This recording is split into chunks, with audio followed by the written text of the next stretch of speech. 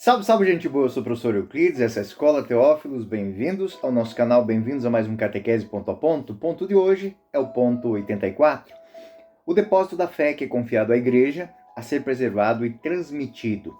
Este ponto 84, que está dentro da primeira parte, dentro da primeira sessão, e que no seu artigo 2º vai trazer a interpretação da herança da fé.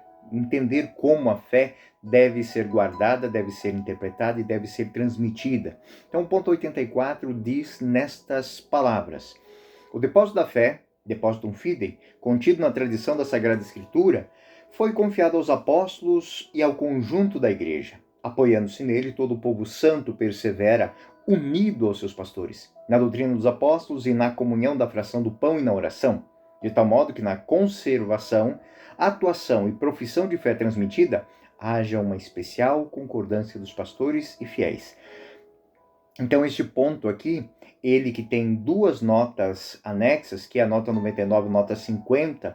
A nota 49, ela é uma conferência, uma nota de conferência para 1 Timóteo 6:20 e 2 Timóteo 1:12, que vão tratar desse tema, ou seja, o depósito da fé, aquilo que foi transmitido deve ser guardado e deve ser retransmitido. E o ponto 50 que vai falar em relação à Sagrada Escritura, dentro da Constituição Dogmática Dei Verbum, no parágrafo 10, sobre esta transmissão da Palavra de Deus. Bom, qual que é a fundamentação dessa argumentação? Nesse item citado, o depósito da fé, que foi confiado à Igreja, mas entendendo a Igreja como comunidade de fiéis e entendendo essa herança como um dom a ser preservado e a ser transmitido. E aqui é um ponto muito importante para nós catequistas, né? Estudantes de teologia, cristãos em si. Tudo aquilo que nos foi dado, tudo aquilo que após o batismo nós recebemos, toda essa tradição, tudo isso é algo a ser preservado. Então, em cada aula de catequese dos senhores e das senhoras, está acontecendo algo maravilhoso, a ação do Espírito Santo que está propagando a fé que foi transmitida aos apóstolos. Então, essa tradição sagrada e a Sagrada Escritura são as fontes principais desse depósito e que deve ser vivido de maneira coesa, com unidade entre os pastores, entre os fiéis, neste esforço que podemos dizer assim, majoritariamente é um esforço de perseverança na doutrina. Na doutrina dos apóstolos e na vida sacramental.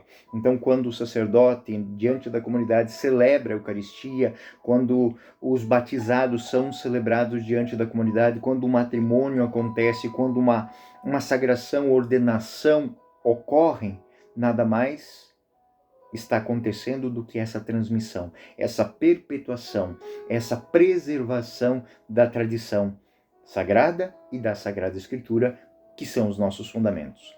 Este conceito de depósito da fé, ele já remonta lá da tradição apostólica, né? Os apóstolos que receberam essa revelação divina, transmitida por Jesus de modo oral, eles, com auxílio do Espírito Santo, repassaram à igreja.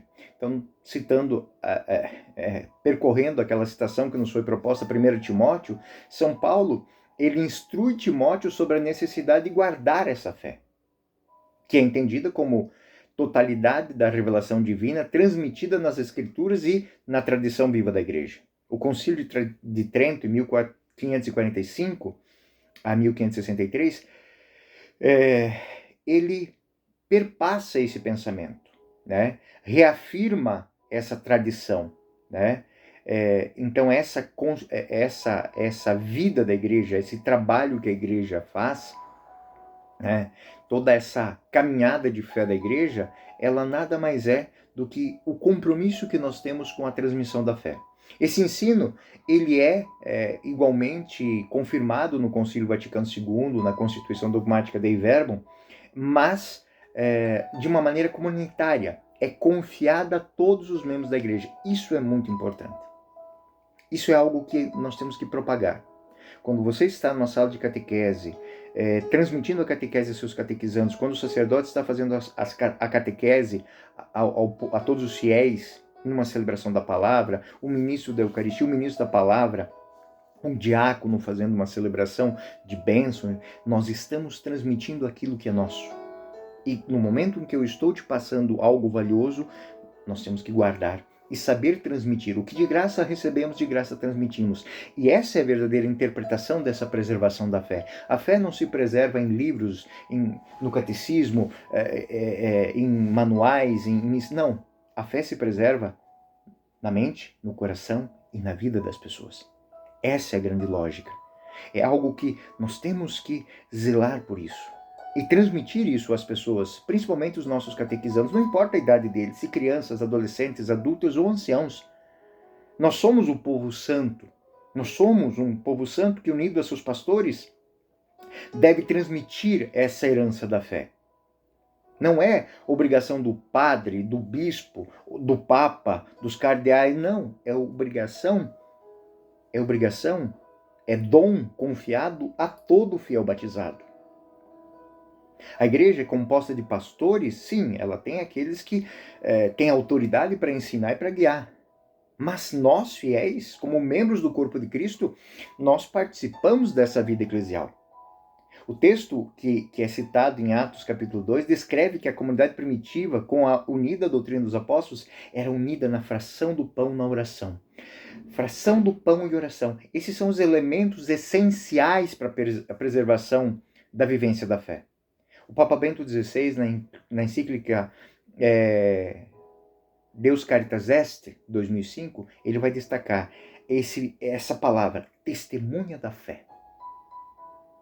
É que na transmissão do Evangelho se requer uma responsabilidade tanto de quem passa, de quem recebe. É uma expressão que Jesus usa nos Evangelhos. Não jogueis pérolas aos porcos. Eu vejo que a discussão sobre o Evangelho, às vezes, ela está sempre vinculada a um problema. Não. A discussão do Evangelho ela não deve ser argumento para discussão de problemas. Ela é parte constitutiva da vida cotidiana, das nossas conquistas, das nossas alegrias, das nossas tristezas.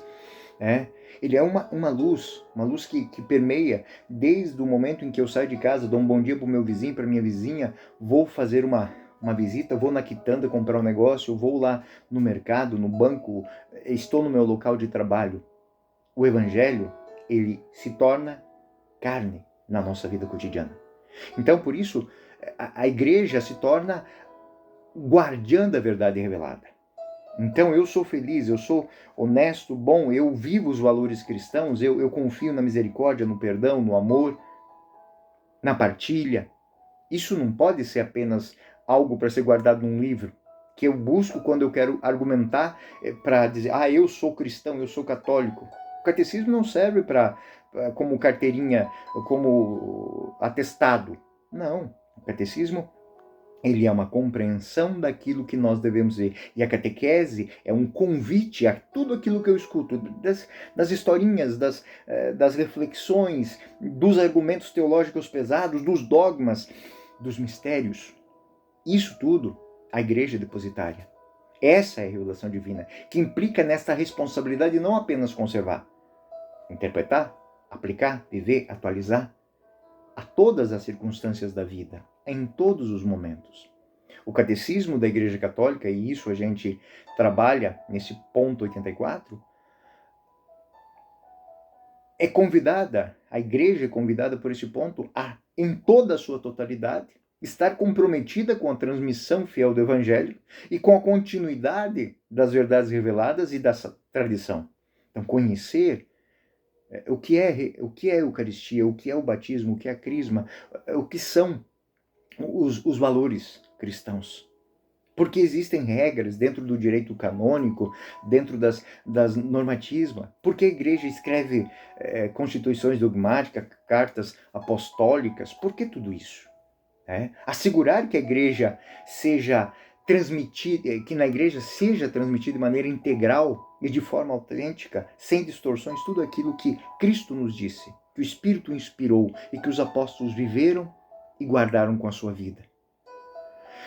Teólogos como Santo Agostinho, dentro de doutrina cristã, que era um catecismo para o seu tempo, é uma coluna ele chama a tradição, ele chama isso de a doutrina cristã de coluna fundamental da verdade. Isso a gente pode, porque ele faz um comentário em cima de 1 Timóteo 3. É responsável por garantir a pureza da revelação através dos tempos. Santo Agostinho também vai sublinhar que a Escritura sozinha, ela é eficaz, mas não é suficiente. Ela precisa de vivência, de contextualização, de interpretação, e é o magistério da Igreja e a vivência dos fiéis que faz com que isso se torne uma realidade palpável e ponderável. São Tomás de Aquino, ele discute entre que essa dicotomia que muitas vezes se coloca entre fé e razão não existe diante dessa questão. Por quê? Porque aquilo que eu compreendi está compreendido. Mesmo se eu não concordar, também é a compreensão de que eu não concordei, né? Porque vai existir momentos na catequese em que os argumentos, eles podem não ser tão puros assim, como eu digo, nos dias de hoje tem muita coisa que a gente tem que aprender a olhar para a Sagrada Escritura, para os documentos da igreja, para o catecismo e dar uma burilada. Porque se infecta muitas vezes coisas boas com sementes de coisinhas que não fazem sentido, ideologia, sentimento político, sentimento até mesmo anárquico muitas vezes, né? Vamos causar bagunça, vamos causar dúvida e saber colocar isso à distância. Santo Tomás, lá no seu tempo, ele dizia que essa relação entre fé e razão, ela se dissipa quando se argumenta com a tradição e a escritura. Porque são duas formas de fé, né? E que duas têm autoridade, mas ambas têm a responsabilidade de serem preservadoras do caminho de salvação. E a igreja é responsável por guardar essa interpretação fiel. E quando falo igreja aqui, estou falando dos pastores, mas também estou falando de cada um de nós, eu e você. Eu estou aqui dando essa partilha que eu tenho, mas a minha preocupação é que você entenda que não são palavras lançadas ao vento, são convites feitos a cada alma que ouve as palavras. E você, dentro da sua sala de catequese, dentro do seu grupo catequético, dentro da sua reunião de partilha da palavra de Deus, do seu grupo de oração, você está exercitando o seu munus de profeta, sacerdote e rei. Falar em nome de Deus, consagrar a sua vida, porque todas as palavras que você diz têm que condizer com aquilo que você vive. Enfim, é esse. E esse foi o ponto de hoje, o ponto 84. O depósito que é confiado à igreja para ser transmitido. Esse foi mais um Catequese ponto a ponto. Fiquem com Deus. Até o próximo ponto.